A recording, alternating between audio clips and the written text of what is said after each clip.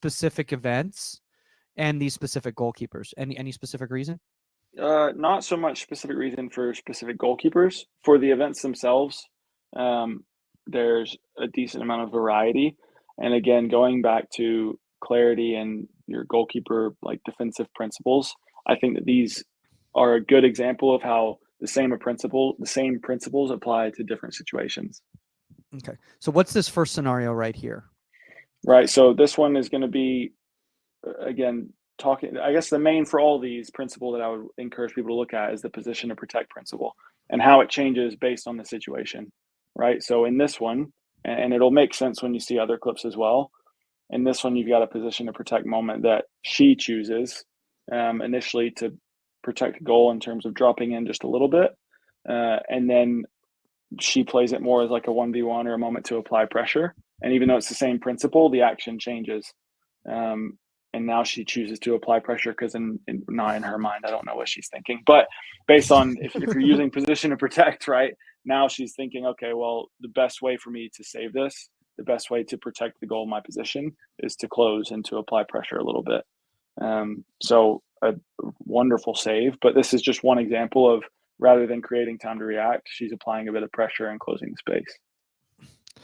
I love the first off, I love when we show all these different actions and everything like that, to young goalkeepers, they recognize because especially when you're talking foundational, like ball away from player, run at the ball. And that's that they're taught, come in, grab space type of a thing.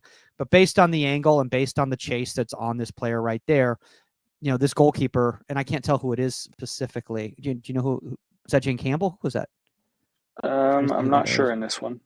Okay. But she decides to drop, for depth right there and allow to kind of see how the play develops and everything like that. So it's like, I think it's just so important for young goalkeepers to see that it's not one way and then that's it. It's you got to assess, you got to read those cues, and that's going to those triggers are going to determine how you approach it, moving forward. All right, let's go to this next one. Yeah, let's go to this next one right here. Okay, so is this Kingsbury? Yes. So same kind of thing though in terms of, and I'm excluding the communicate to influence because we obviously can't hear them, right? But that's obviously very much happening in these cases. But same kind of thing, different situation. Position to protect moment in this sense, it's going to be more of the space, right? And you can see her little adjustment there. That is clear sign of position to protect. But in this case, she's protecting the space. And then you can see that it changes when she goes from protecting space to protecting the goal. Now she's backed in a little bit and then controlled and set to react, and then ending it with some effective actions.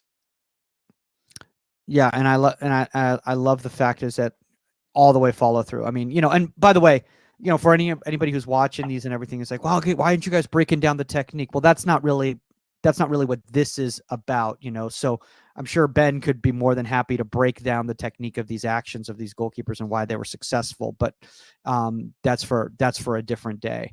And obviously, when you're talking about the painted picture that you're painting here, you're talking about professionals. So it might look a little bit different at your level, whatever level you're coaching at. But if the intent is there, then they're growing, right? Spot on. Yeah. All right, let's move on to this this next one right here. And thanks for cutting all these clips, man. I really appreciate it. Of course, no problem. Okay, so this is a set piece we got going on here. And again, really, really simple in terms of all of this. All of this goes back to when we talk about implementing a structure and we talk about coming up with goalkeeper model principles that work for you. Trying to make it where you don't want it to be restrictive and to be robotic. You want it to be clear and you want it to be applicable to a lot of situations. So set piece, you can see right away that her position is, again, position to protect. She's protecting space. She's not overly focused on just being tight to her line, protecting the goal right now. Her role right now is just protect the space.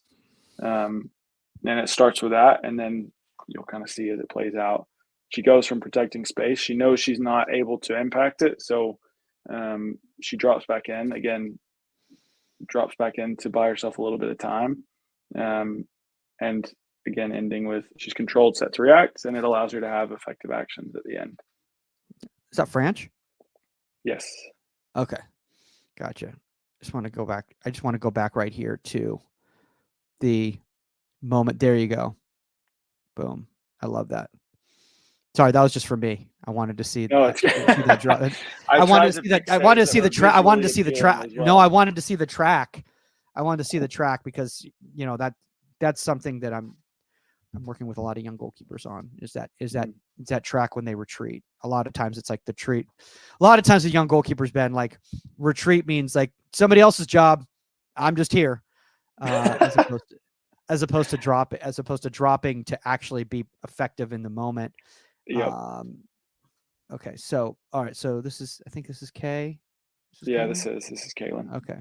Okay. So let's start here. So, let's see here. I think it's flashing in so quick. Okay. Okay. So what do we got going on here? Yeah. So one thing to add just before we get into this, it's really important and these are all examples of it.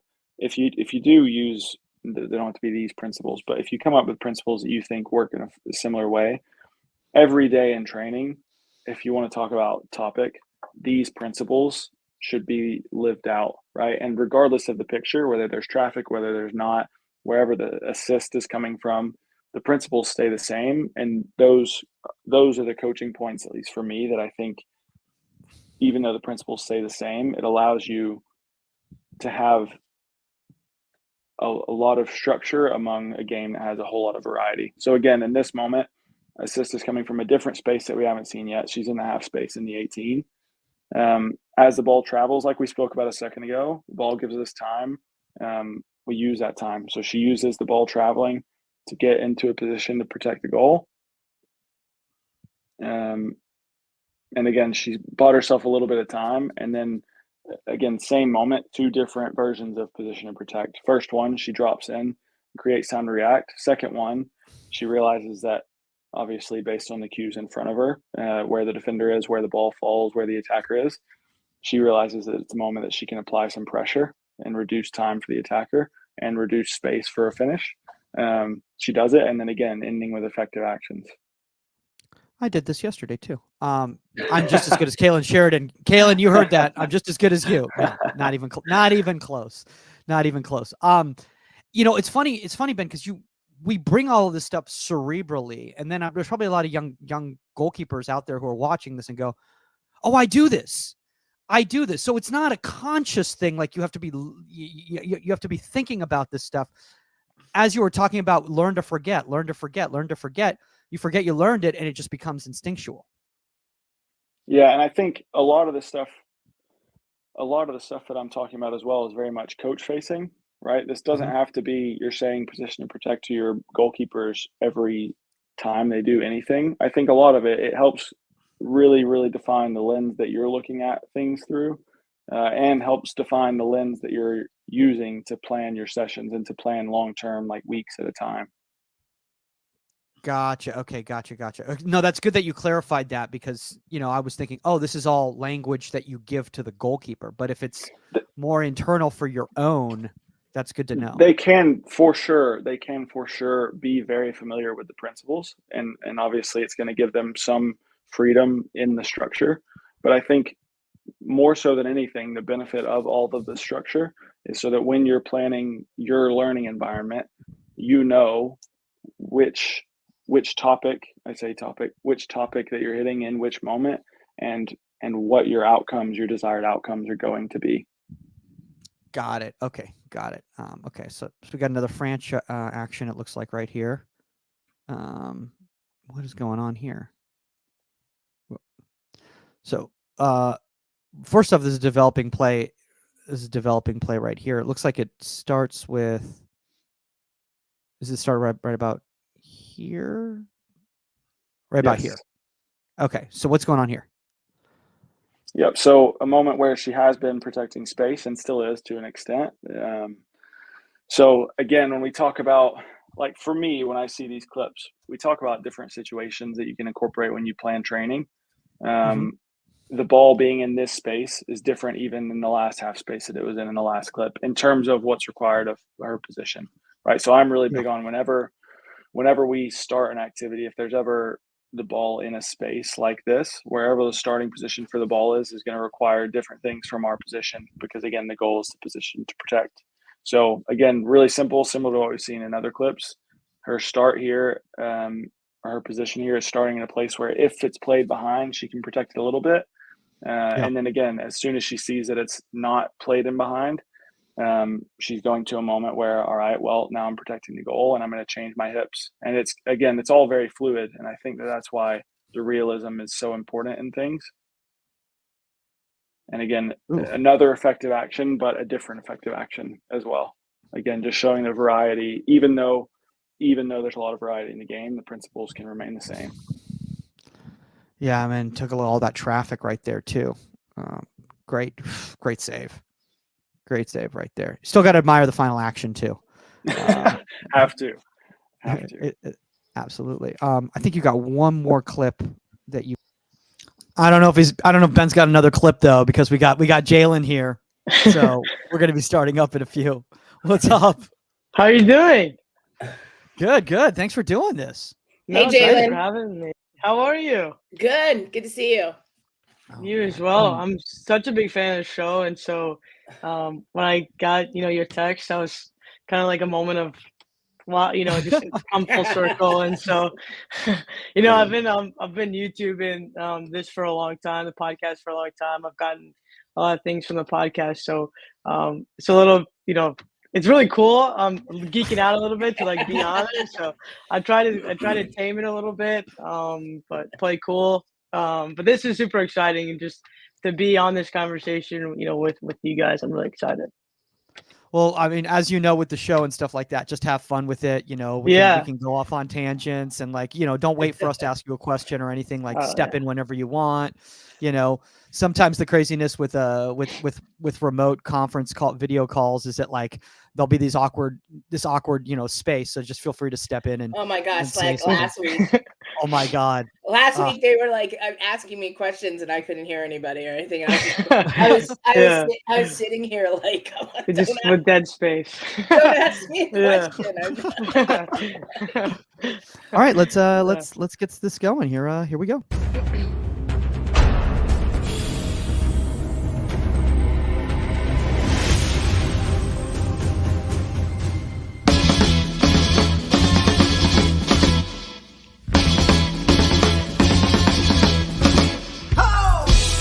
Welcome to Inside the 18. I'm Michael Magid, live from Hollywood, California.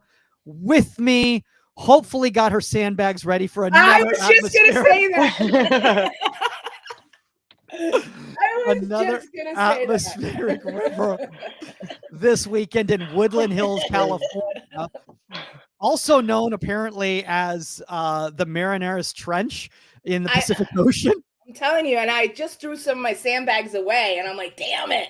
But I still have enough to save the garage, so I got to put them down today. Oh my gosh. Well, somebody that knows a little bit about rain is somebody over in Texas. We're keeping it Texas in the last couple of weeks, guys. We got Jaelyn Cunningham, JC, over at the University of Houston. JC, what's up? Thanks for coming on the show. How you doing? Thank you. I wish I could show you how beautiful it is outside. Fortunately, I don't have any windows, but it's sunny and 75 in March right now, which is, best, weather here. Not quite as hot yet. So I really like to brag about Texas in the non-summer months. So yeah. I will take all that. I used to coach for Tony for Soccer Plus at Rice University in the middle of the summer, and it was the most brutal experience. It was every drill we had to give the kids a water break. It was brutal. Yeah, it's funny because I'm from the Midwest, and so I'm training outside in the spring, which is great. And then I brag about the weather all the time. And people who are native to Texas are like, come talk to me in June, and I'm like, whatever you mean, whatever. And then it's 100 degrees at 7 o'clock in the morning, and you're like, okay. And 100% humidity. Yeah, and you can't breathe, and so. But outside of June, I'm bragging all the time. So. That's amazing. I mean, I think one of the things about that though is that like just the kids are used to it. So it's not like they're like you're taking a kid from Illinois and throwing them into the Texas experience. Like I was actually talking to a friend of mine about this the other day. Is like, in the summertime, like you can go inside and you're like, my God, it's freezing in here. Like what is it, like 40 degrees in here? And it's like 78 just because you've been outside and it's been like 100 degrees. Yeah. So your body's just not used to it. We wear our parkas in the office in the summer because it's so cold in here. But it's such a relief from outside. And when you're not native from Texas, you stick out like a sore thumb, So I'm working on it. Well, speaking of working on it, obviously, we all have relationships with different goalkeeper coaches around the world. And shout out to Jill Lloyden and the Keeper Institute for connecting us. Jill, what's your connection with TKI? So I met her at the convention a couple years ago, and I had never met her, personally. Obviously, a big fan of her work. And then it's funny because I was presenting with my former coach, Jana Rayfield, and Jill was presenting right after, and she needed help in her session. And so she was like, "Hey, can you come join?" I had a little moment of panic because I thought that I was going to have to train. And I said yes. And I knew, I was like, am I going to have to do 1v1s right now? But she just needed help serving in her section. And then we connected afterwards. And I think like she is one of the greatest resources, one of the greatest mentors, I think. We don't necessarily talk every single day, but when you do talk with her, it's just really good information. And she's really genuine. So I've really enjoyed the conversations that we've had. She's been a great mentor, but yeah, a little moment of panic when she goes, "Can you help me?" But she's been terrific for me. So, I mean, obviously she's been terrific for us as well too. I mean, I literally learn every time, I talk to her, Maria, or anybody else at TKI, and just, everything they got going there. We can't say more than enough about it. Saskia, I want to say something, really quickly before we kind of get into today's topic, which I think, Jaelyn, this is an awesome topic. I think it's going to be so useful for regardless of what level you're coaching at. I think maximizing our time in our sessions is something I struggle with, and I'm sure we all struggle with it. But speaking of time efficiency, guys, Saskia, we are being a little more efficient starting next week, starting in April, are we not?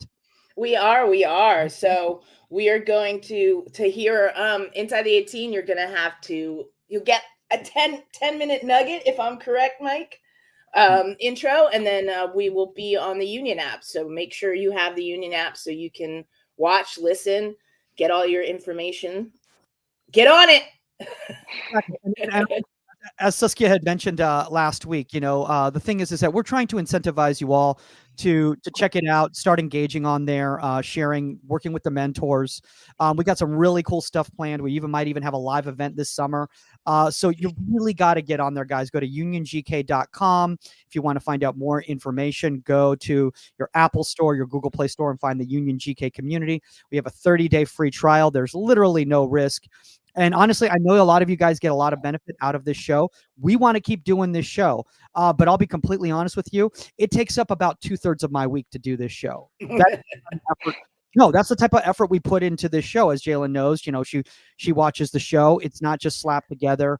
It takes time to come up with a quality topic, get quality guests, put together a rundown, edit clips, and all the post-production. So I know a lot of you guys just think it magically shows up when you open up YouTube or Facebook or whatever, but that's not true. So we're very excited that we're moving over to the Union, and I think you guys who aren't on there yet are going to be pleasantly surprised on what you're getting out of there as well.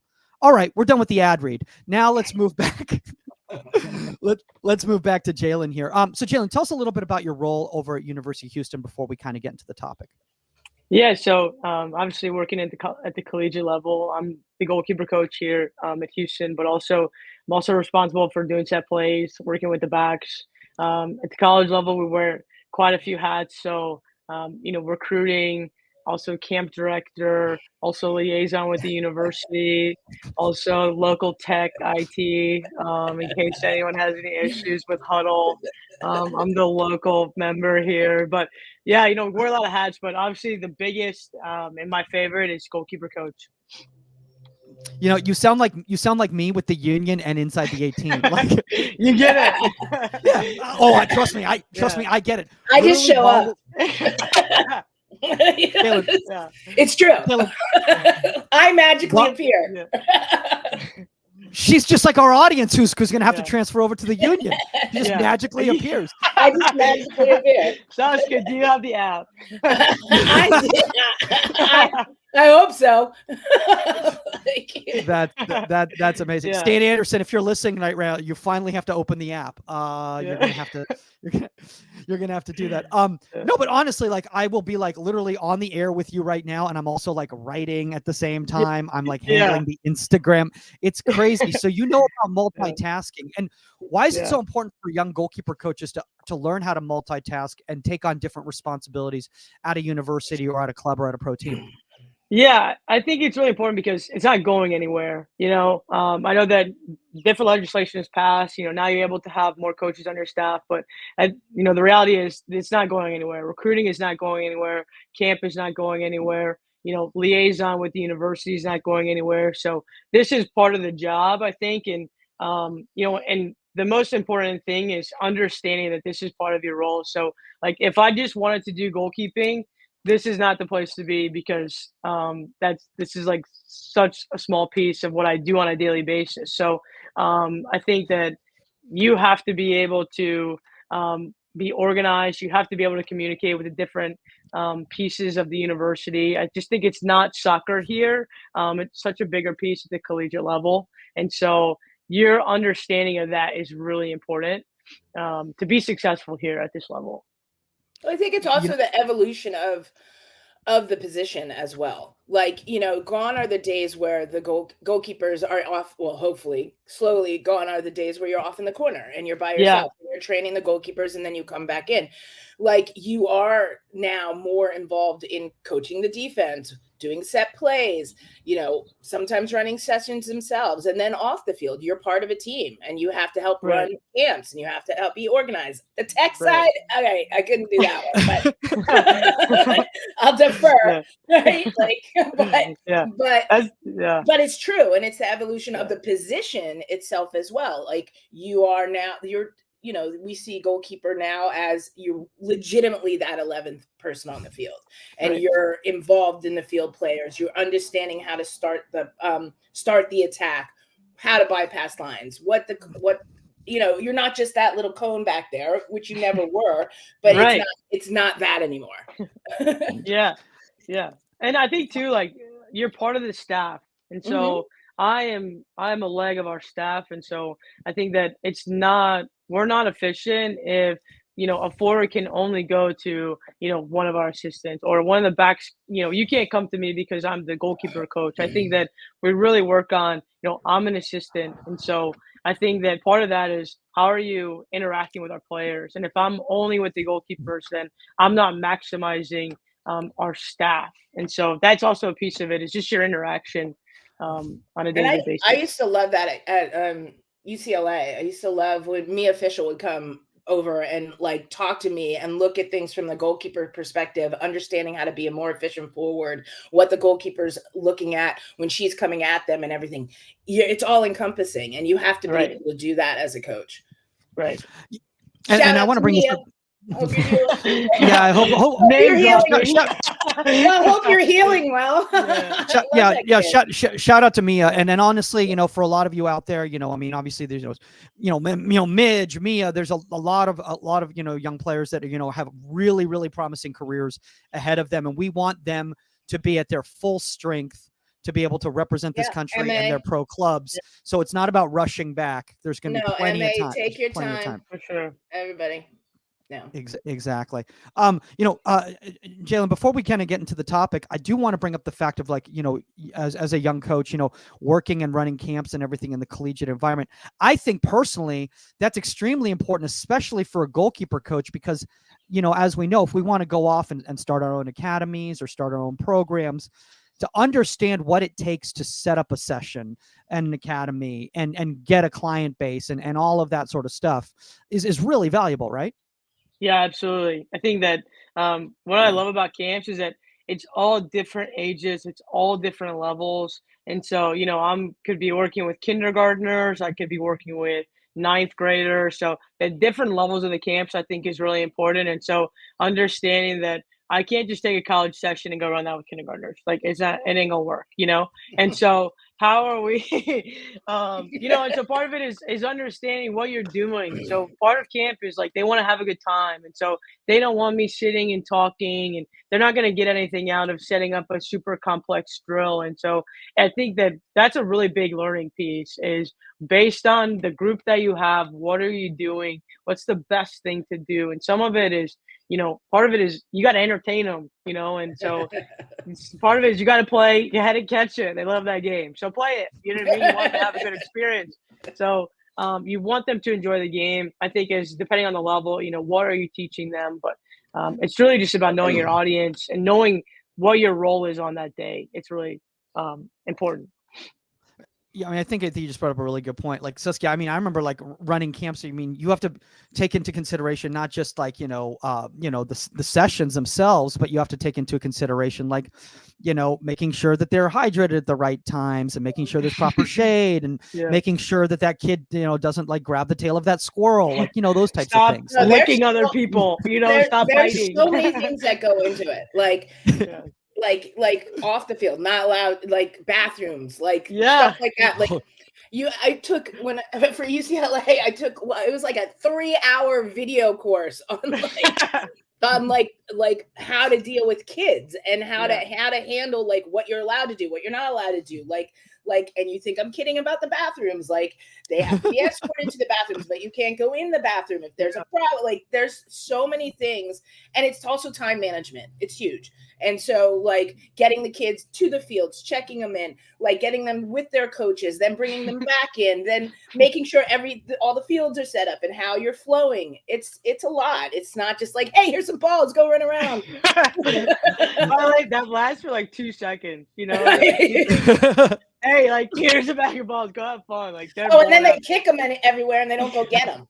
So getting them in a line takes 45 minutes.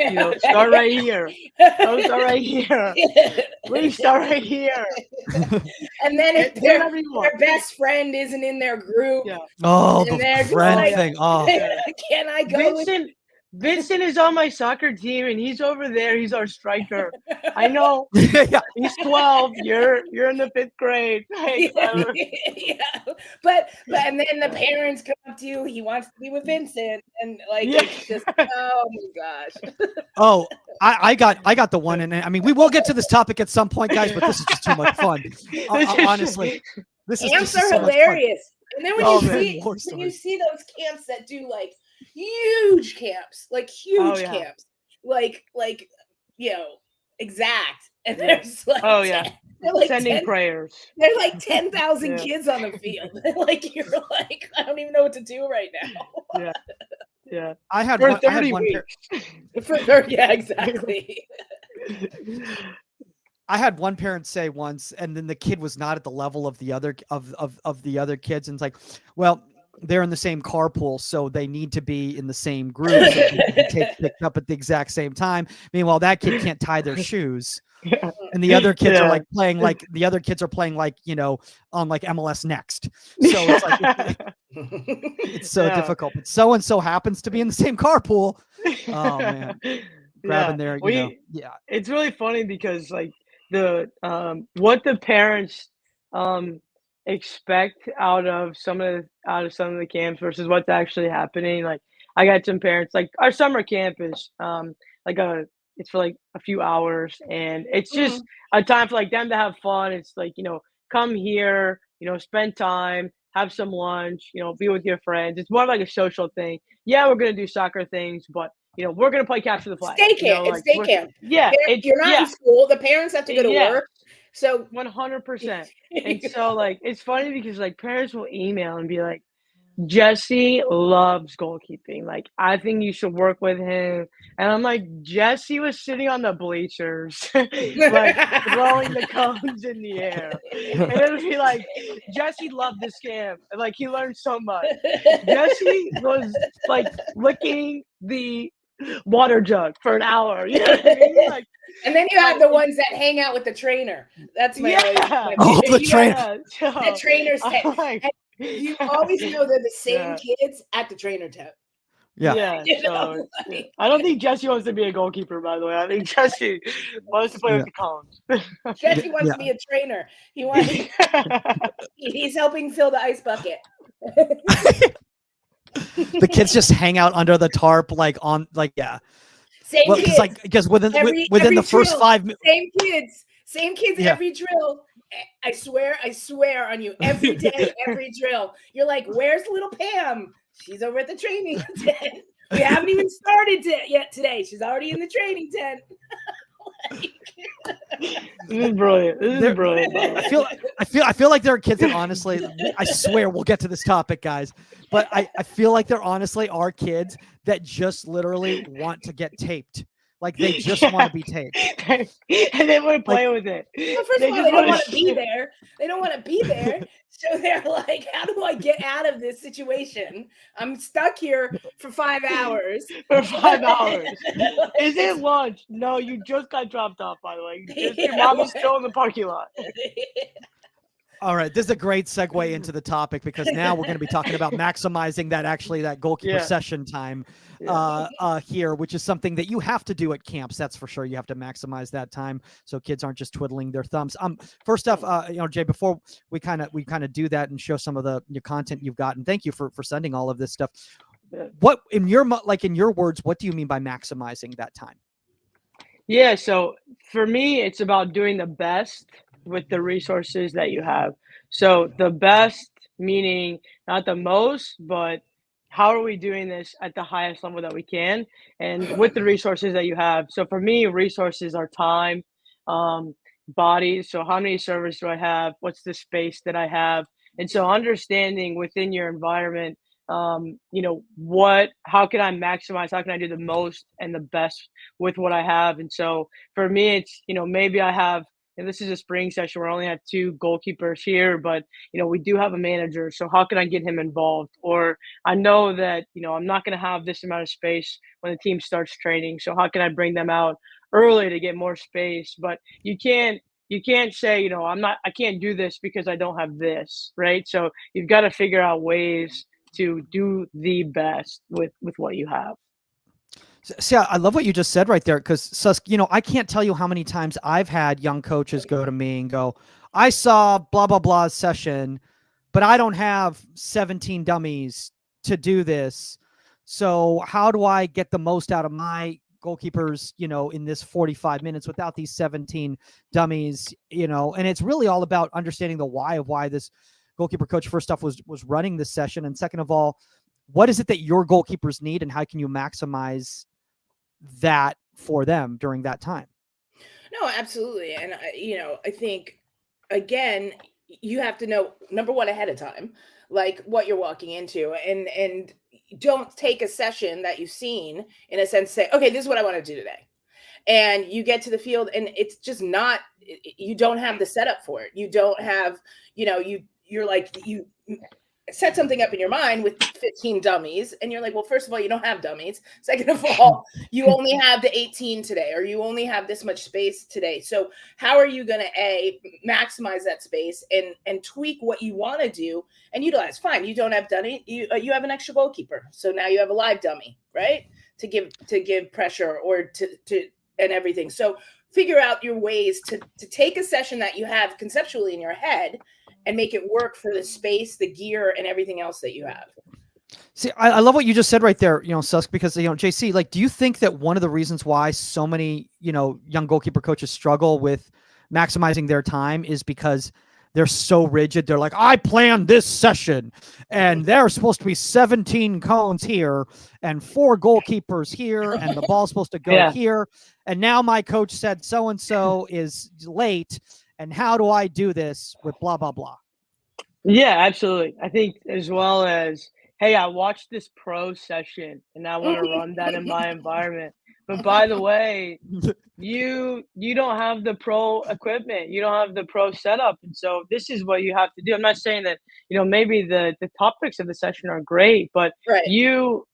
what are the resources that you're looking at, and so I think another thing that's really frustrating is like, hey, you have 30 minutes and 30 minutes turns into 45 minutes, or Yeah. 30 minutes is really 20 minutes. But I understand that that's frustrating, but it's also part of the position that we're in. And so what can I do to increase the information that I have? I might go to my coach and say, can you give me a 5-minute warning when you're going again? Or if you're going to do this exercise, that's a really big key to the way that we want to play, can you tell me, hey, 20-minute warning? Then I know, like, I think there's part of it is I understand the frustration for sure, but also like you have to navigate it in some way, and you have control over the way that you navigate it. And so part of it is setting your expectations properly, and it also is communicating. You're part of a staff, and so that's, I think, a really big key.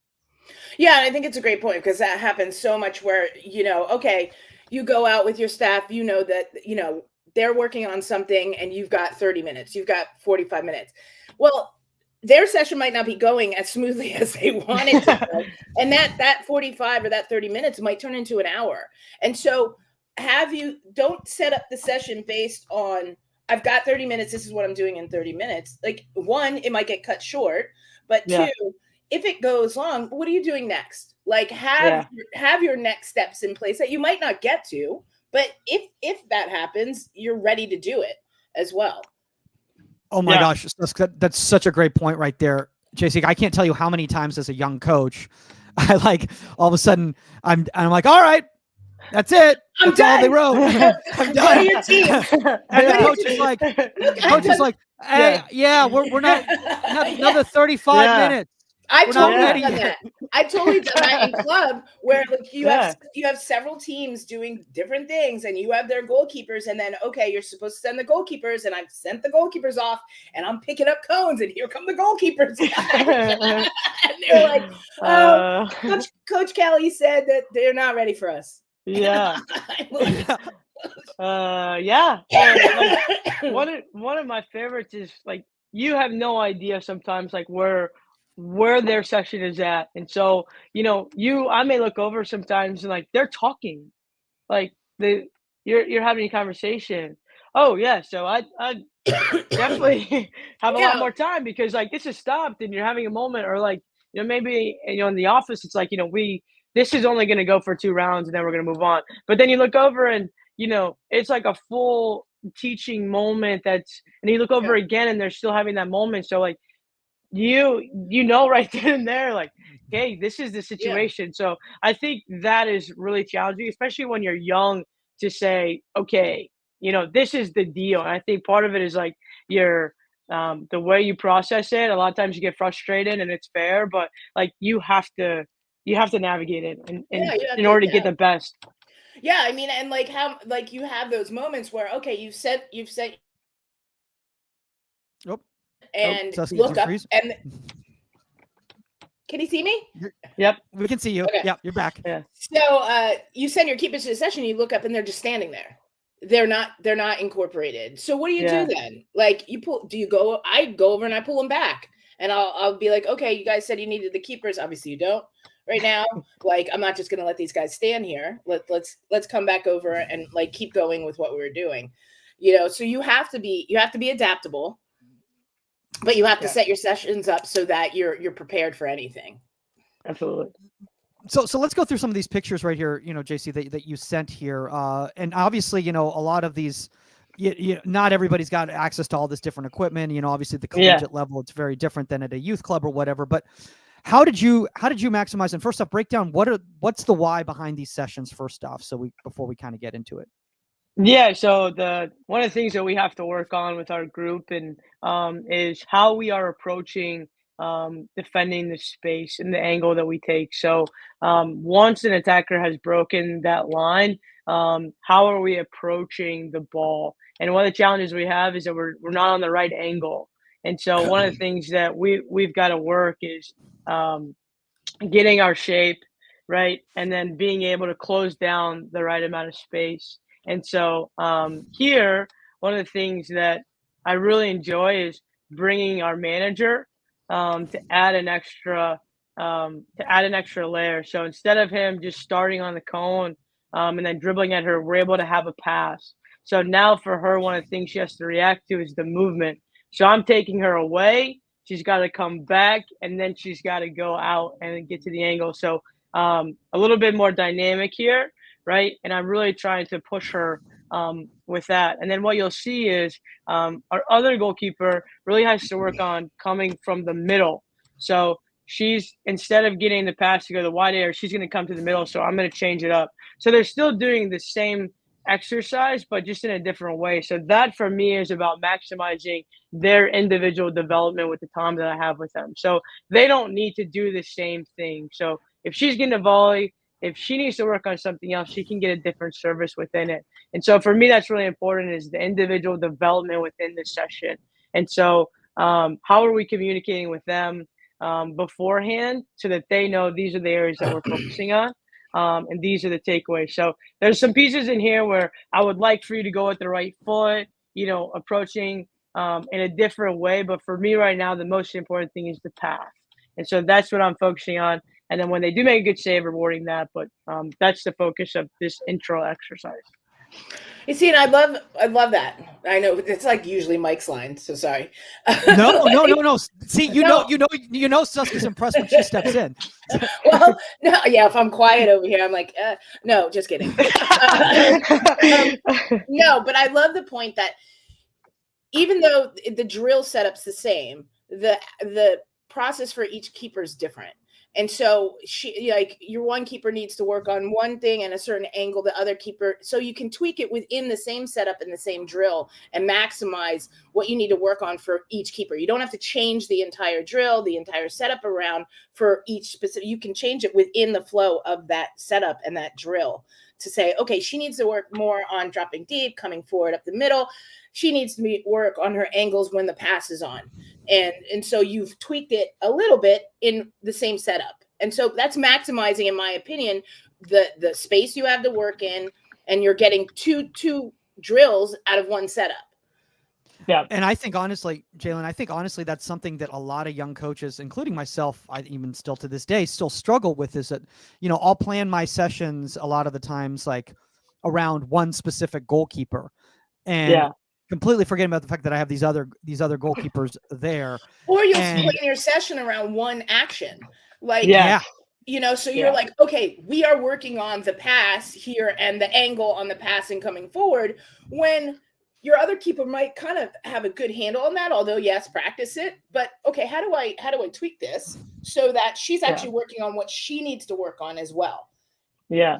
I think one of the challenges for me as a coach is in terms of my communication in the session, there's some things in here I would change. There's some points that I can make, right? But narrowing my focus on, okay, these are the moments that I'm going to choose to make coaching points. And so if I tell them that this is the topic of the session and now I'm harping on your past, it doesn't work, right? So for me, that's a big area of focus, is aligning the communication with the topic of the session and finding those moments, to either bring it up or to let it go, or that way they're getting as many reps as they can, but that it's all aligning. I think that can be a challenge when you're working on kind of a little bit different things. So just making sure that my communication aligns with what they're doing. So I want to see this right here. So now this activity, it looks like you only have one goalkeeper active. Yeah. So it was a little windy. It was a little windy today, so the drone is a little bit moved back. But so in the beginning, when it first started, it's a smaller change of direction. So the person getting the pass is pulling it to one side. Now the pass is coming from wider, so I extended it out, and so the pass, now you've got to change direction a little bit longer of a distance. And so a lot of times with one of my goalkeepers, when the distance is longer, she tends to try and come forward and take the ground rather than just adjusting to the angle first. And so what I wanted to do with the progression was build on the little adjustment that she made, and now it's a little bit bigger, but it's very similar to what she just did rather than going right into it. And then the other one, she was getting it in the middle. So she is now starting, then her progression is where the other one started. So getting the half pass, but you're still going down the middle. So just a little bit of a progression here. I'm just impressed. Are you shooting from a drone? Yes. Yes. I'm like, oh my gosh. I'm like the tech side. Sorry if I just totally got off course here. Yeah. No, that's what a great angle. I'm like, is that a drone? Yeah. Or is that little Tommy in the stands? That's the drone, yeah. Yeah, let me tell you, it is intoxicating. Like I can only bring them out early because then I get full access to the drone. So once you get this angle, you can never go back to GoPro ever again. It's a great angle. I was like, that can't be one of those poles. That's like the highest pole ever. Like what? Yeah. So if anybody's just listening to this, you have to watch this because I'm like, you have to. This is like the greatest angle ever to shoot practice at. I mean, honestly, you know what? You know what it looks like? It looks like when someone gives you their session design and they brought it to life, like some magic wand just brought the session design to life, because it's literally that sheet of paper. And I know this is getting off topic, but I think, so many people struggle to shoot their sessions. And if you shot this from a lower angle, like the fact that they can see their movement, they can see. Terrific. It's amazing. Okay, go on. Sorry. I'm like, I was sitting here like, that's a drone. but that actually, that is on topic, Sus, because it talks about. Is it just on hover? I'm like. Yeah. You just you have it up and then it just holds. I cannot fly my drone. I crashed it all over the backyard and everything like that. So I just put it away in the garage. I'm like, I don't know why anybody gave me this thing. Our manager. So that's our student manager right there. His name is Seth. And so we had 2 drones, and so he learned the drone, and then all of a sudden we're training one day and we just hear. And then we're like, and then we just see like it raining drone pieces. And he goes, no. He was looking over here and the drone is over here. Because I lost it. And we're like, no, it's great. Okay. Yeah. But it's also like, I know it is on topic in the sense it's maximizing the time you have and the tools that you have to get the most out of your session. And right now, just even to be able to take your goalkeepers back and watch film from this angle, like, is incredible to me. It's huge. It's like being in a stadium with that thing on the wire that's in the center of the stadium. Like, like it's absolutely. Yeah, and it's for really them, cool. I think it's like there's so many pieces of goalkeeping. Like, where are you getting information from? So if I'm doing flighted balls, one of the things that you can see is like, where did this start, right? Like, where did the service come from? What was the path of the ball? You can see that. And I think it's really important for them to get a holistic picture. If I'm asking them, thought-provoking questions, asking them to read the game, part of it is you got to be able to see the game. And granted, like, I'm very fortunate of where I am that, this is a tool that I have access to. But I think that this is a way to elevate their learning environment. And, obviously for us, like, really grateful. But this is a tool that we have. So I think really important that we use it. Yeah, and just even like positioning, your depth off the line, everything, like you can actually show it here. Like, okay, you should have come here. You should have gotten deeper here. And you can actually tangibly look at this when you sit down and say, okay, I get it, Yes. So really cool. And guys, if you want to get one of these drones, it's just promo code Jaelyn for 15. No. What if it just became an ad read for a drone drones? sponsorship right now? Plug it, please. So I mean, I feel like we should send this to a drone company, and they're like, yes, we will absolutely endorse Jaelyn for this. Yeah. Like, once I get off this call, I'm going to Twitter right away, and I'm going to tweet them. That's the way you do things. So, it's great. Can assistant coaches get NIL deals too? I hope so. Market, Oh my gosh. Well, I do want to say this, in regards to that, like, if you are filming at a poor angle, you're not maximizing your time, because now you're going to have to go through all that stuff, re-edit stuff so that you can make it usable for the goalkeepers in the film sessions. if you plan ahead of time, which kind of goes into the, in regards to the question about off-field preparation, you're going to be able to maximize that time in the film session too. So instead of, hold on, let me go through here, let me go through here. Also let me, okay, hold on, we have to move the camera. That's time consuming. Let me check the camera. Let me see if we're getting the right angle. Let me do this. Now it's just like, you got a drone. I'm like, I feel like we're going to go out to a club game and you're like 5 drones flying over the club game. Parents, no drones. Do not film your kids. Please drop your drones. Could you imagine? Up, please drop it. Yeah, this weekend, weekend, go out to the fields. It's going to be unreal. I'm going to show up at a session tomorrow, and the parent's going to have a drone because he listens to the show. So I guarantee you that's going to happen. All right, let's go to this other picture right here. So what do we got going on here? Yeah, so this is the continuation of that. So what they're doing here, so there's 2 players on the outside. What we're working on, we're going to incorporate a little bit of in possession work. So we're having them switch the point of attack and then penetrate centrally, and then they have to deal with the turnover. So let's say you player 6, and then she turns the ball over. You're higher up the field because we're building, right? So now how are you closing down the angle? How are you approaching the situation higher in your box? And so so for us, one of the things, another way to maximize your session is the focus of the session is not in possession work, but we can always train. How are we training little things of in possession? So here with my voice, I'm emphasizing them switching the point fast. So we've moved our 9, get it back, and now play a penetrating pass as best you can. And then from there, making it as game-like as you can, because we played a penetrating pass, you're high up the field, oh crap, we turned the ball over, what are you doing now in that space? And so one of the things that's really important for me is exploration. And so for them figuring out, okay, when I'm building, what is a place where where is a comfortable distance for me to be, to deal with this? And so part of this session is that I brought them out early so that we can try that. So one of the questions I'm going to ask is, where do you feel spatially? Do you feel like you're too high? Do you feel like you're too low? If he takes a big touch, can you take advantage of that? And so one of the ways to do that is by doing it at realistic spots on the field.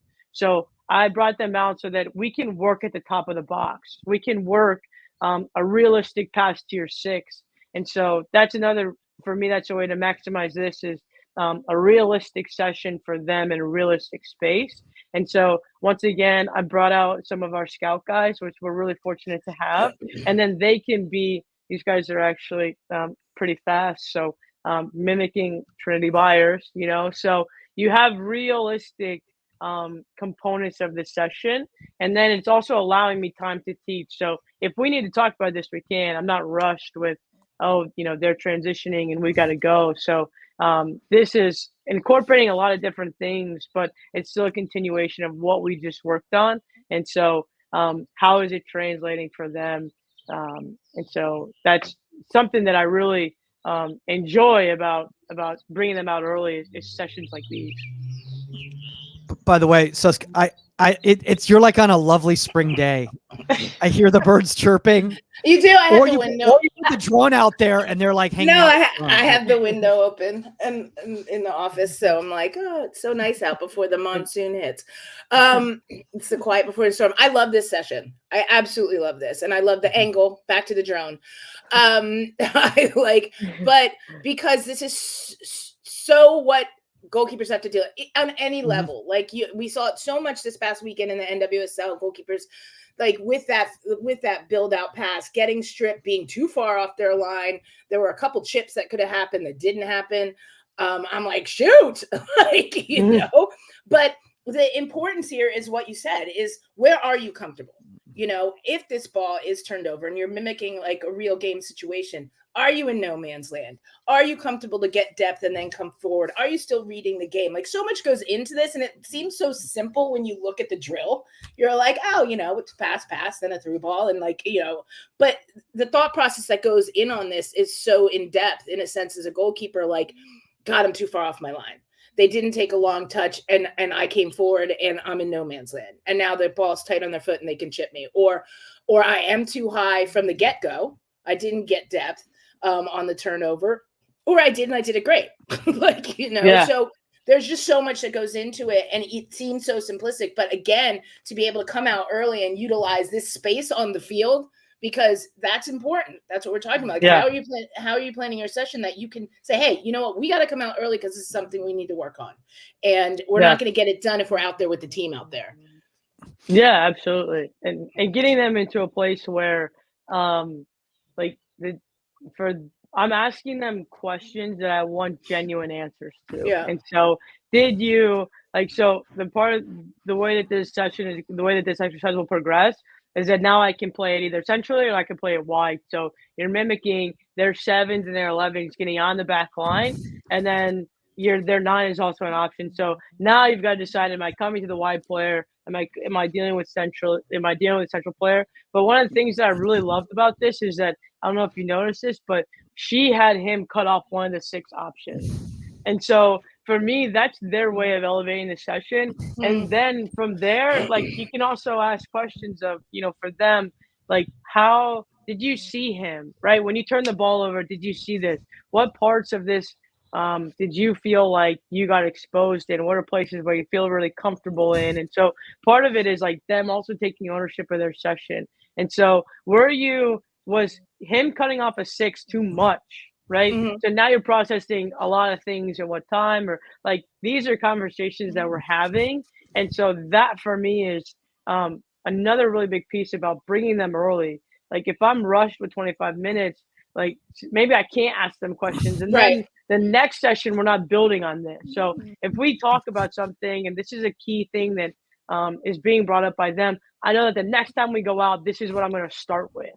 And so, but if you're not asking them these questions in the time, or sometimes following up with it is a little bit too late. I want to know how you felt in the moment, and I want to be able to replicate that consistently the next time that we do this. So a lot of things I really enjoy about this time. Do you have the field players on a clock, in a sense, like all right, you have this many touches, like, or you have this much time to get in? Because what I see a lot, what you see is field players in some drills like this are like, all right, I'm going to take 20 touches. I'm going to dribble a goalkeeper, do a rainbow over them and take my time. And it's like, it's not realistic. You know, and then the goalkeeper's just getting pissed because they're like, you know, they've been megged 3 times on the same play, and you're like, okay, you know, you wouldn't have 20 touches in the box. You don't have. It's not game like. Yeah, it's not game like. So everybody has to be held to that game like standard. Yeah. One of the things that is really challenging about bringing outside players in is that they don't know how. If you bring your 9s and you bring your 4s in, they don't know how to train a goalkeeper. Like, they are out there to make a highlight tape, and that can be really frustrating. And that's part of like this is not the exercise, you know. So part of what I really is really important to me is, like, in the moment. So I'll talk to them before and go, hey, this is what I want. So, like, the kid in the black here on the left, he likes to dribble. And so I'm like, dribble twice and then shoot. Right. I want to get a shot off here. I need so you've got to do this. And then my line with them, though, is pretty thin. So if they don't do it a couple times, then I will jump in there, and then I'll have him do something that he can play the pass in, right? Because for me, the service is more important than the pass. And so this is a place where I'll take over. But I think in the initial process, I want a lot. Like, give me all the different things, and then as we get later on, maybe into the different sessions, and now we're turning it up. So now he's going to have 2 touches, or he's going to keep dribbling. That's a progression of the session. But there are I keep them like, 1 for 90 and you're done. I know. I used to love that. Like, I'd be like, okay, Sunshine, you just took 20 touches and you made you know, LB look like an idiot, but and then LB's pissed off, and I'm like, do you would have had 5 touches on that service and on that through ball, and I'm just like, let it go, and then I'll be like, That's how I feel. That's how I feel when they have goalkeepers jump into like the shooting exercises, and I'm like, this is a cutback ball, and this is inside the 6, and you just took 4 touches. That's right. We don't need to be in here. I'm like you're abusing. First of all, you're mentally abusing the keepers, and I'm just like, what, guys, come on, because. And I get on field players, and this is where we talked about earlier. Like as you're not just a goalkeeper coach. You're not back there to shut up.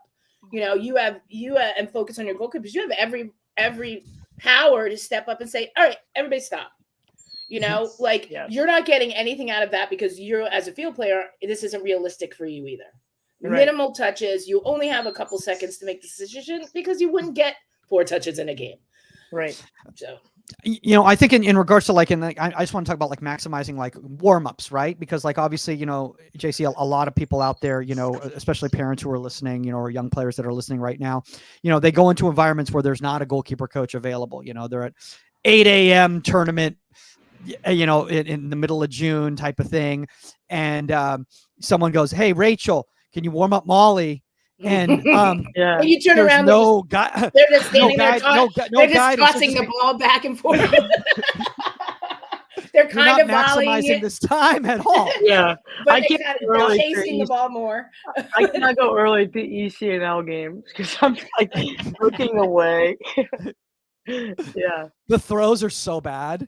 The throws are so bad. I used to always make sure that, because when I was with the Bulls, I used to make sure that all my goalkeepers, we had sessions of this is your warm up.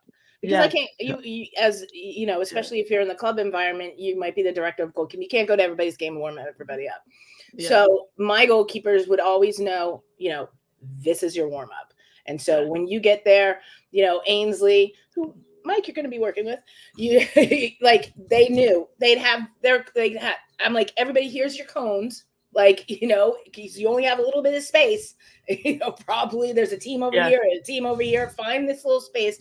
Let's maximize what we can. You know your routine, and you know, coaches out there, especially for a club, you got to make sure you go through those sessions with your players as well. Maximize your space and your time. It's part of what we're talking about, you know. Yeah, and it's just about It's just about a communication. Like even at the collegiate level, like if there's no communication on what the expectations are prior to you showing up, JC, then you know, now you're starting cold, and now you got to spend the first 15 minutes getting them from, you know, movement prep into activation and everything. They don't need you for that. They can do that on their own. Absolutely.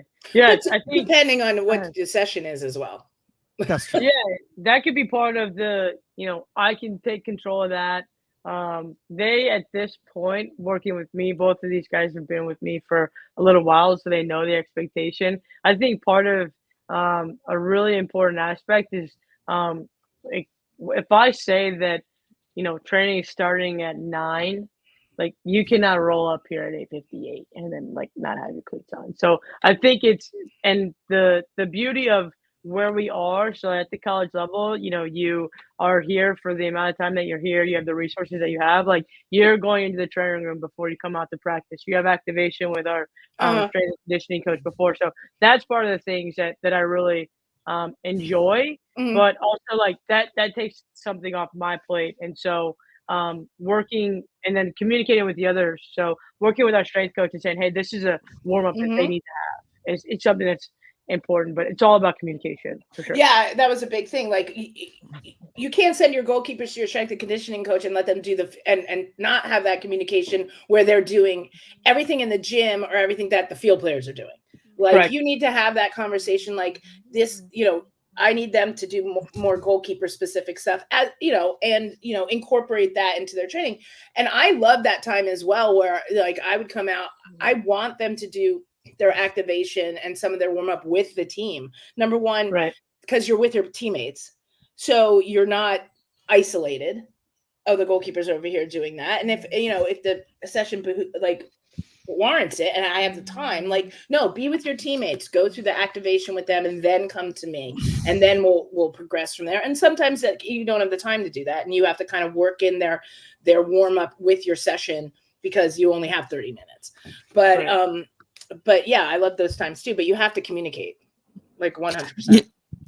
Suski, you brought up a really good point right there, Jaelyn, and obviously, a lot of times as coaches, and it's getting better, obviously there's a lot of people that are thinking, outside the box now and thinking less X's and O's, but just the behaviors that you want from your goalkeepers and that socialization with the team is so important, especially if you're trying to develop a camaraderie and a union, no pun intended, on the team.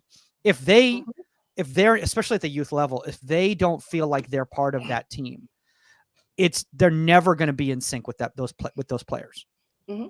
Yeah. And it's little stuff like that, like, and even some of the warm-up drills the field players do with the ball, like, like they should be doing that as well. The touches on the ball, like everything, like then come to me. But it's also, again, and you know how I feel about that, Mike, it's also getting comfortable with your field players. Like they're comfortable, like you're playing, the hell's the name of the game? Like, what's wrong with me? You want them to feel comfortable passing you the ball in these warm-up drills and tight drills, so that when it transitions into a game, it's like, oh no, here, 1-2 touch. And like rondos. Rondos, thank you. What is wrong with me? That's only one cup of coffee. Yes, I'm a huge proponent that goalkeepers should be in rondos, 100%, because not only is it great for their touch on the ball and footwork, but it also builds a comfortability with your field players and your players that they know, hey, Mike's great at rondos. Like hit him the ball. Yeah, you'll see me at warm-ups. That is not the case. Kaylin Sheridan, I am not. I do want to bring this up though, because there is something that's really important here in regards to maximization of your session time too, JC, is that if you're at a youth club, right? Let's say that you're working with foundational ages, and that those 10, 15 minutes, they're working on outfield skills with the rest of the team right there. That allows you to plan out everything else so that when they come to you, since you have a minimal amount of time in the youth environment, you can get the most out of it, as opposed to having to now work on this. I can't tell you how many times I show up, I'm setting up cones, and there's just kids there, staring at me. Well, coach told me today's goalkeeper training, so I'm here. You look over and the team's doing rondos. And you're like, dude, you could be over there. Like, you could be benefiting from this. Well, coach said I'm supposed to do goalkeeper training today, and the kids are so literal.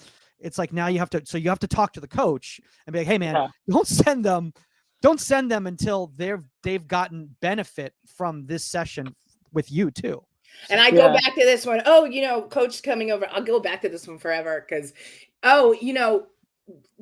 Tammy's having trouble hitting long balls and stuff. I'm like, so is your entire team. I'm like, so don't come to me about the fact that I got 30 minutes with these kids to teach them how to catch a ball. And you're telling me right now that Tammy can't hit a 40-yard ball when Joey on the outside winger can't send a service in either. So maybe incorporate it into your training. I had this argument with a coach, and put Tammy in the training. Yeah, 100%. Or I think this is something that you're foreshadowing some of my topics later on. Appreciate it. But something that's really important to me is the goalkeeper's integration in the session. So part of that, I think, is about, obviously, I work with them every day. I know where they're at, and, I've cultivated a certain environment, but part of their development is being able to be in sessions. And so if this is something that they need to work on, they need to work on, their passing and receiving, and solving pressure. And so, and a rondo is not going to be perfect. So just because the goalkeepers are in the session doesn't mean that the development is gone. It's about performance. It's always about development. So if you're at the youth level and one of the things that you need to work on is crosses, right? It doesn't help to put them in that environment and not allow them to develop. So if you're working on, hey, our goalkeeper is calling away, but she's moving, then put her in the session and then reward the decision. Hey, good job. You made a decision. Okay, maybe it's not the right one, but you made one. I'm okay with it being wrong. I want the decision. Like, I think that there's so many times when they join the session, it's like, you must perform here. Like, you can't develop here. That's back in the corner. Right. I think that like from every level, because it happens not only at the youth level, it happens at the collegiate level. So part of it is like, we have to be willing to develop them outside of just, my session that's should not be in the corner, but that's in the corner. And you need to know that. You need to know that, hey, if she's not going to cross this, then don't tell me, hey, what are you working on? Say, can she get into these exercises? And let's work together. And let her fail. Like, let her fail. But and everybody needs to work on them. So it's how you work within the team on the crosses. And when she's in the sessions, like the team getting used to her calling away and coming or not coming and making those decisions. And what do they do? What do they do if you call keeper and you don't come? Right. Yes. So that's your bad decision. That's your wrong decision. But now how does the team react to it? Yeah. Right. So, and that's a training. This goes back to a sports site. But that's training. That's going to happen in a game. Right? It's going to happen in a game. And if you don't put her into the session and allow that to happen and say, okay, how do we fix this? How do we react as a team to this and everything like that? You can't. And I totally agree with you. When a goalkeeper gets brought into a session, so many coaches out there saying, you're supposed to perform now. You're not allowed to make mistakes here. Yeah. You're not allowed to grow here. And it goes as low as, hey, Jan can't bypass lines. So always pass the ball to Kim. And she'll bypass the lines for you. Yeah. Well, no, allow her to practice it and keep failing, until she gets it and understands. This is a conversation, and it's a sports psych realm right there, and I think it's really important for a lot of young coaches out there to hear, and also for young parents out there to hear, or parents in general, not just young parents, but like, is that like there needs to be better communication with the goalkeeper and the outfield coach on what the expectations are when they're integrated into the team. Because I think a lot of the problems is that they believe that I was at practice with my goalkeeper coach and now it's time I'm taking a test. And now I'm in class. Now I have to pass or fail that's a great one. the test. Especially if you're a 2 or a 3, because now you're on pins and needles thinking every single decision I make could determine whether I stick on the team, whether I get any playing time, yada, yada, yada. Meanwhile, the outfield players are like, oh, ball went underneath my foot. Whoops, oh, yeah. I kicked this out of bounds. Oh, well. I'm passing to the other team. Yeah. But, hey, goalkeeper, save it, pass you it. Better catch it. You better box it. Or you're messing up my drill. Right? Yeah. Oh, yeah. Oh, yeah. You're messing up my drill. Like you're a cone. Like you're a cone. Like you're an accessory for the right. activity. You're messing up my drill because you didn't pass it to the right person. You didn't make. Well, neither did Paul. He keeps passing it to the other team, or he keeps shooting shots for throw-ins. Like So yes, 100%. I think too. Like this is something you're paying so much money these days. Like. The amount of times that we talk to youth players and they have a goalkeeper coach with the club, they have a side goalkeeper coach that they go to, and you're paying on. But then I'm like, hey, how are you developing in your sessions? Well, I missed practice this day, and then I'm never in this, or my head coach does not know where I'm at in my development. Like, this is what you're paying for. Like, if I'm paying a lot of money, I want to get my money's worth, and if my goalkeeping director does not have a relationship with my coach, or hey, like you're not watching my games, or you can't help me develop. You have 10 goalkeepers in your club, and I'm different than her. So how are you individually developing me in here? And I think there's so much where like they're not getting their needs met, but it's just like you're paying so much and you're doing so much, but are you, are you getting film? Are you getting these moments? Are you getting in training and working on these things with your team? And if you're not, why not? Oh, I only see my goalkeeper coach on Monday, and then, so we don't really do that, or like, it's so crazy. And quite frankly, it's really sad, I think. And that's why when goalkeepers get to the collegiate level, they've never had to distribute. and they never had to solve pressure because their distribution is touch and long ball at the beginning of their goalkeeper training. But you've never like solved a 2 front versus a 3 front, and then we get to college and we're like, why don't you have these skills? I mean, look, I don't want to go off on go off on a rant here and be on my soapbox or anything like that. But, I've had this conversation consistently with people, and it's honestly, I mean, like, I'm again not trying to make this an infomercial, but it's one of the reasons why, like, I enjoy being a mentor on the platform. No, that is like a big part of the mentor sessions that I've done with like parents talking to me about this and the lack of incorporation of their goalkeeper in field training, in with their team and everything like that. And yeah, exact example, Jaelyn, like they have private goalkeeper coaching on the side. They have like a club goalkeeper coach, maybe they're with for 30 minutes, but the field player coach is not setting up training or incorporating them. And so how does it transition? I've had that conversation a lot.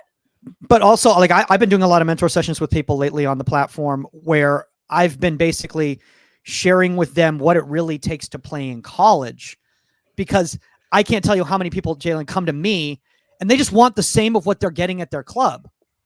And I'm like, well, why are you coming to me? You should be getting that if you're not getting that at your club, and now you need me to do that, then we don't have time to do this and do this and do this and do this. And so much of getting ready to play in college is not about training in isolation. It's about learning the game. It's about sports performance. It's about your nutrition and lifestyle. It's like your mental well-being. It's all these types of areas that are going to make you a collegiate player, but so many parents out there and young players, because they don't know any better, think, oh, if I just go through more cones, I'm going to play in college. It doesn't work that way. No, they do. Yeah. But they do though. 100%. 100%. I can't tell you how many highlights I get in my inbox of, hey, watch my goalkeeper session. And it's like, what goalkeeping did you do here? It's like, oh, this is my warm up, but it's like cone. Yeah, that's not the game, Did you have to make any decisions here? No, I tapped the red cone and I caught it, and then I tapped the blue cone and then I caught it. I'm gonna give you a hint. Trinity Byers is not the blue cone, by the way. Like some of these top goals, they a little bit harder to deal with than the cone. So it's just all about education. It's so much about education, and I think a part of it is too, like, we as college coaches need to make ourselves available to these club guys and these club coaches, and say, this is the expectation when they get here, and use us as a resource and make ourselves available. So for me, that's a really big focus with the communication with the club directors and the club coaches, is making them understand this is what they're going to be asked to do here at this level. Yeah, and you're not, you're not developing shot stoppers, and that's it. Okay. Oh, Mary is a great shot stopper. Great. Does she even understand, and can she read the game? Does she understand why her positioning, how to move her defense, how to move her chess pieces, like what's coming at her, what systems are coming at her, when to play like bypass lines, when to play short, she understand it, because it's not just, hey, here's your goalkeeper, she's a great shot stopper, doesn't understand soccer at all. Yeah. At all. Yeah. Athletic. She's athletic. Yeah, she's athletic. Great.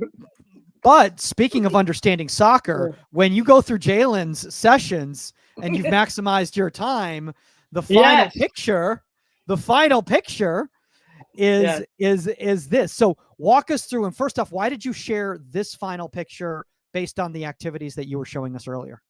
Yeah, so this is an example of how what we're training translates to the game. Another thing is that I might show this to them before we train and say, these are the moments that we're working on, and help them translate training to games. And there you go.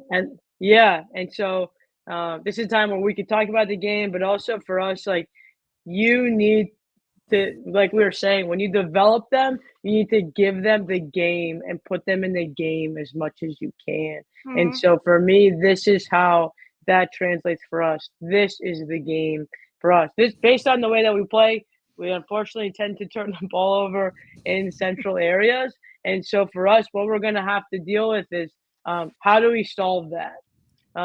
And so for me, it's all connected with our game model, and with the needs of our goalkeepers, so our goalkeeper profile here at Houston. So it's all about connecting them to the game.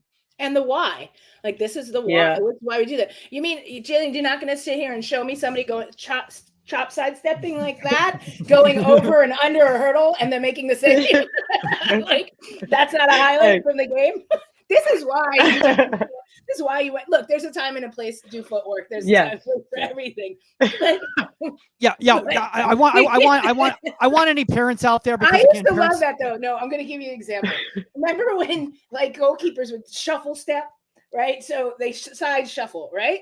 And so they're shuffle stepping. Like, you watch some goalkeeper coaches, they're shuffle stepping like 15 yards, right? And I'm like, when in God's name are you gonna shuffle like 10 yards across the goal? I'm like, and I would look at my keepers, I'm like, just get there, please. Just turn, be an athlete, run, and your last prep step might be into a shuffle, like one step. But it's like, it's show that here, show that in the game. And it's not there. So to be able to show why you did what you did, how it translated, this is perfect. It's like, this is why we're doing this, and look how it worked. Yeah, I want to.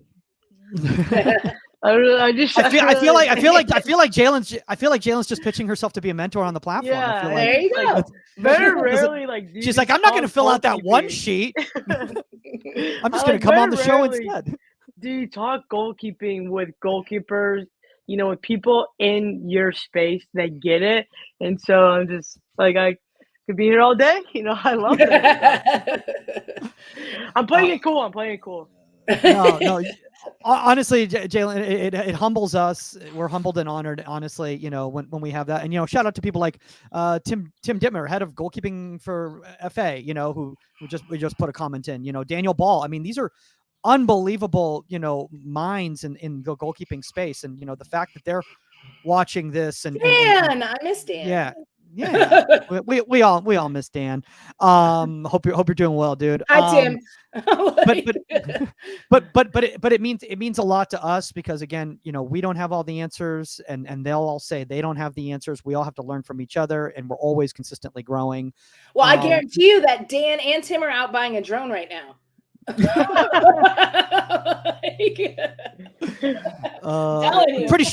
Pretty sure that Tim with the FA budget has enough money like for 9. There's like a helicopter hanging over, like 12 cameras off the bottom.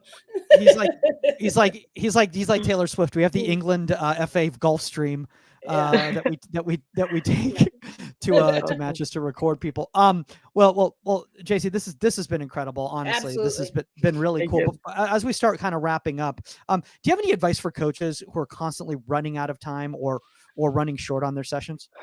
Yeah, I think the most important thing is organization, and so having a plan really helps when, I think, navigating, number one, like unforeseen circumstances, or I think there's a lot of things that sometimes can be out of your control, but I think there's a lot that's in your control. And one of those is, what is the design of your session? What are the things that you're trying to get out? And I think the more that you can organize, the more that you can have a plan, I think the better. And I think the more that you can communicate with those around you, the better. And so helping you make these moments a little less unforeseen, and helping navigate the best way for you to maximize what you're doing.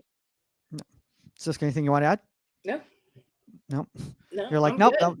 That was quick and succinct. I'm gonna go outside, set up my sandbags while I listen to the birds chirping. How much rain this weekend, Susk? What's expected? I don't know. Flash floods, it says. Oh man. So it's supposed to start tomorrow night. Tomorrow night, all day Saturday, and then part of Sunday. Oh my gosh. Well, you're in the flats. I'm in the canyon, so it's.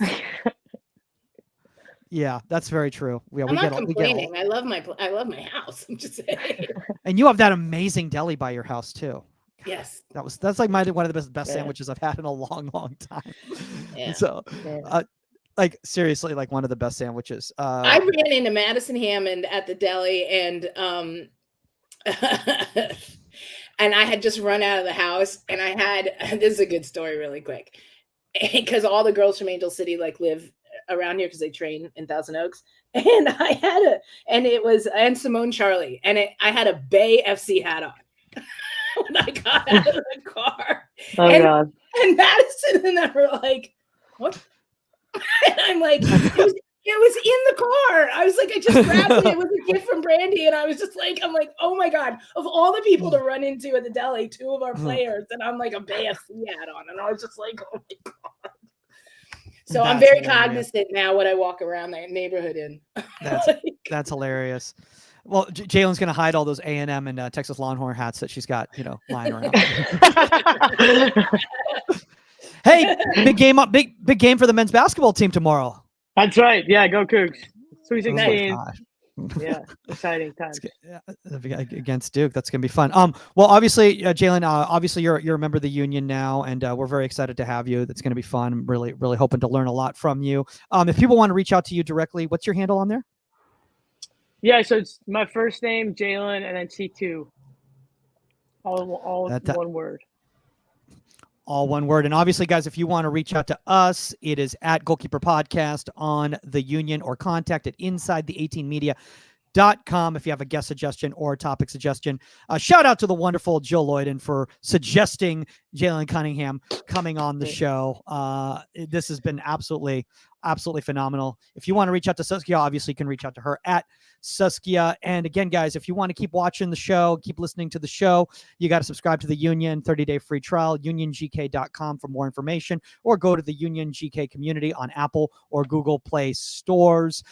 Again, guys, we're very, very excited for this new transition, this new era. It's going to allow us to do a lot more cool stuff. Like I said, hopefully some live events, hopefully bring some more exclusive content to the platform, and just keep it growing the game and keep paying it forward to everyone out there. So with that all being said, that's all the time on Inside the 18, and we are out.